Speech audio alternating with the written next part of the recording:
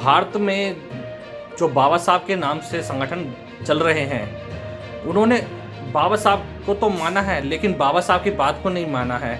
क्योंकि जितने भी बहुजन समाज में संगठन चल रहे हैं, वो संगठन तो चला रहे हैं, लेकिन वो संगठित नहीं है। क्योंकि बाबा साहब डॉक्टर अम्बेडकर ने भी बोला है, संगठित हो जाओ।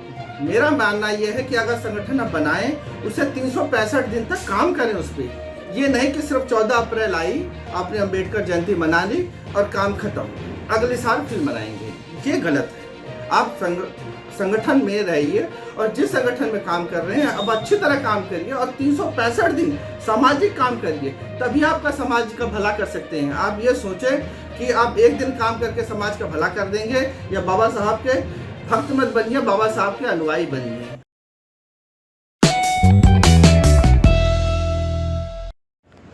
दोस्तों नमस्कार।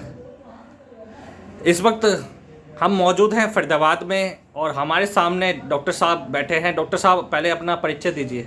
मैं डॉक्टर उमेश चंद, नमो बुद्धाय, जय भीम। दोस्तों, डॉक्टर साहब, बाबा साहब अम्बेडकर की जयंती आ रही है, तो क्या संदेश देना चाहते हैं? दोस्तों, आगे आने वाली 14 अप्रैल बाबा साहब जयंती है, आप सभी को मालूम है।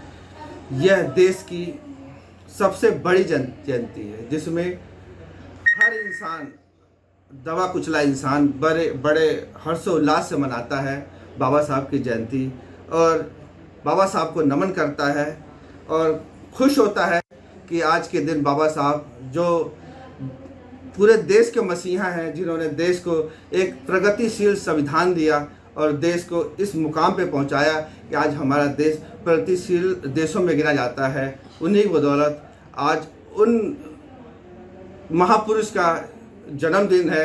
उन महापुरुष के जन्मदिन पे आप सभी देशवासियों को मैं ढेरों सारी बधाइयाँ देता हूँ। डॉक्टर साहब, बाबा साहब डॉक्टर अम्बेडकर की जयंती भारत ही नहीं पूरा देश मनाता है और पूरा विदेश मनाता है। लेकिन भारत में जो बाबा साहब के नाम से संगठन चल रहे हैं, उन्होंने बाबा साहब को तो माना है, लेकिन बाबा साहब की बात को नहीं माना है। क्योंकि जितने भी बहुजन समाज में संगठन चल रहे हैं, वो संगठन तो चला रहे हैं, लेकिन वो संगठित नहीं है। क्योंकि बाबा साहब डॉक्टर अम्बेडकर ने भी बोला है, संगठित हो जाओ। तो क्या कहना चाहते हैं आप? नीरज भाई, आपने बहुत अच्छा बताया। हमारे देश में संगठन बहुत बन गए हैं, मगर आपको एक खुशी वाली बात होनी चाहिए। बाबा साहब के तीनों मंत्र थे, शिक्षित बनो, संगठित रहो और संघर्ष करो। इन तीनों मंत्रों का पूरे देश के लोग पालन भी कर रहे हैं। मैं ये नहीं मानता कि नहीं हो रहे, संगठन बहुत बन रहे हैं। आपने देखा होगा गत 10 वर्षों के अंदर जागरूकता इतनी फैली है, हर समाज का आदमी जानता है बाबा साहब कौन है। जहाँ दबा कुचला, जहाँ शोषित वर्ग है, वो बाबा साहब को लेके पहले चलता है। आपने जहाँ देखा होगा, कोई भी रैली निकलती है, बाबा साहब की उसमें फ़ोटो जरूर मिल जाती है। इसी बाबा साहब की रैलियों में, चाहे किसी की भी रैलियों में, चाहे हम अभी देखेंगे किसान आंदोलन था, टिकैत जी थे, उन्होंने बहुत अच्छा आह्वान किया कि सभी लोगों को बाबा साहब के प्रतिमा घर में एक फ़ोटो लगानी चाहिए। मैं इससे बिल्कुल सहमत नहीं हूँ कि लोग शिक्षित नहीं हो रहे हैं। मैं शिक्षित हो रहे हैं, मगर शिक्षित होने के साथ साथ मैं लोगों को यही कहूँगा, मेरे देश के लोगों, शिक्षित तो आप हो गए, आपने डिग्रियाँ ले ली, अच्छे कामों में बैठ गए, आप लोग अच्छा कमाने लगे, अच्छी गाड़ियों पे चल गए और खूब सारे संगठन बना लिए आप लोगों ने, मगर आप संगठित नहीं होंगे। जब तक संगठित नहीं होंगे, देश में प्रगति नहीं आएगी। दोस्तों, मैं ये आप लोगों से आह्वान करता हूँ, संगठन आप खूब बना लीजिए, मगर शिक्षित बनिए और शिक्षित बनने के साथ संगठित जरूर रहिए। डॉक्टर साहब, देश में जो संगठन चल रहे हैं बाबा साहब के नाम पे, संगठन तो आप भी बोल रहे हैं कि काफ़ी बनाओ, लेकिन संगठनों से भला क्या होगा? दोस्तों, संगठन खूब बनाइए और संगठन का प्रचार प्रसार करिए, मगर देशवासियों, मेरे दोस्तों, संगठन बनाने से कुछ नहीं होगा जब तक आप संगठन बनाएं और बना के उस पर काम ना करें। मेरा मानना यह है कि अगर संगठन आप बनाएं, उसे 365 दिन तक काम करें उस पर। ये नहीं कि सिर्फ 14 अप्रैल आई, आपने अम्बेडकर जयंती मना ली और काम खत्म, अगले साल फिर मनाएंगे। ये गलत है।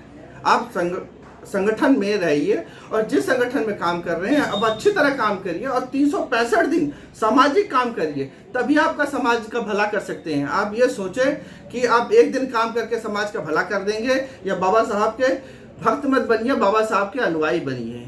उनके कामों का प्रचार प्रसार करिए, उनकी सोच थी उसका प्रचार प्रसार करिए। दोस्तों, संगठन आपने बनाए बहुत अच्छा है, खूब संगठन बनाइए, मगर दोस्तों राजनीतिक संगठन एक होना चाहिए, और जब तक राजनीतिक संगठन एक नहीं होगा बाबा साहब का सपना पूरा नहीं होगा। और आपको पता होगा आगरा में 18 मार्च 1956 को बाबा साहब ने एक बात बोली थी, मुझे पढ़े लिखे लोगों ने धोखा दिया। उन्होंने बहुत सोच समझ के बात बोली थी, पर मैं इस बात को मैं दिल से बोलना चाहता हूं आप दोस्तों से कि जितने भी सामाजिक संगठन हैं दोस्तों, सारे सामाजिक संगठन एक हो जाएं और बाबा साहब का सपना पूरा करने में ये जो दाग लगा हमारे पे कि हमारे पढ़े लिखे लोगों ने हमारे को धोखा दिया, इस दाग को मिटाना है। और जितने भी पढ़े लिखे लोग हैं और जितने भी सामाजिक संगठन हैं, आप लोग एक होइए और बाबा साहब का सपना पूरा करेंगे। डॉक्टर साहब, बाबा साहब को दलितों का मसीहा बताया जाता है, इस बात से आप कितना सहमत हैं? मैं इस बात से बिल्कुल सहमत हूँ। जो महापुरुष होते हैं वो किसी एक समाज के महापुरुष नहीं। बाबा साहब भीमराव अम्बेडकर कभी एक समाज के मसीहा नहीं हैं, वो पूरे देश के मसीहा हैं। पृथ्वी पर जितने भी लोग हैं, जीव जंतु हैं, ये समझ के चलिए कि जो हम तो इंडिया में रहते हैं और इंडिया की बात कर पाते हैं, पर विदेशों में भी इनका डंका बजता है, लोग इनको मानते हैं बाबा साहब को। ये सिर्फ दलितों के मसीहा नहीं है, पूरे समाज और पूरे देश के मसीहा हैं दोस्तों। और इसमें मैं एक लाइन और जोड़ना चाहूँगा आपसे कि आज से पहले आपको पता है जितने भी कामगार लोग हैं जो 8 घंटे की ड्यूटी अब कर रहे हैं, पहले वो 12 घंटे की ड्यूटी करते थे। बाबा साहब ने कामगारों के लिए इतना बढ़िया काम किया जो 12 घंटे की ड्यूटी को कम करके 8 घंटे की ड्यूटी दी। महिलाओं पे इतना काम किया उन्होंने कि जितनी भी महिलाएं हैं, वो चाहे किसी समाज की महिला हो, उसके लिए हर रास्ते, तरक्की के रास्ते खोल दिए उन्होंने। दोस्तों, मैं आपको यही बता दूं, हमारे देश की महिला प्रधानमंत्री श्रीमती इंदिरा गांधी, उन्होंने इस बात को उजागर किया था कि आज अगर देश में संविधान नहीं होता तो वो देश की प्रधानमंत्री नहीं बन पाती। हमारे देश की महिला शक्ति आयरन लेडीज मायावती जी, जो बहन जी के नाम से पूरे देश में जानी जाती हैं, आज उन्होंने भी कहा अगर मेरे देश में अगर संविधान लागू नहीं होता तो मैं महिला होकर सीएम नहीं बन पाती। और हमारे देश में आपने देखा कि हम महिलाएं हमारे देश में चढ़ बढ़ के सीएम भी हैं, पीएम भी हैं, कलेक्टर भी हैं और जज भी हैं। एक से बढ़कर एक पैदान पे पहुंची हुई हैं। देश के हर कॉन्स्टिट्यूशनल सीट पे आप काबिज हैं, सिर्फ किस लिए। और ये महिलाएं सिर्फ देश में ही नहीं, विदेशों में भी जाके देश में हमारे देश का डंका बजाती हैं। और मैं इसी संविधान के भरोसे आप लोगों से आह्वान करता हूँ, संविधान है तो आप हैं और संविधान है तो हम हैं। अगर संविधान ना होता और कॉन्स्टिट्यूशन नहीं होता तो आज मैं डॉक्टर नहीं होता, आप देश के नागरिक अच्छे नहीं हो पाते। ये संविधान ही है कि जो हर इंसान के बराबर है, सबको वोट का अधिकार दिया है बाबा साहब ने, चाहे वो अनपढ़ हो चाहे पढ़ा लिखा हो, सबका एक वोट है। और सबको बराबर का दर्जा दिया उन्होंने, चाहे कोई कितना भी अमीर हो चाहे कोई कितना भी गरीब हो, सबको बराबर का दर्जा दिया है। उनके हिसाब से मानव एक समान है।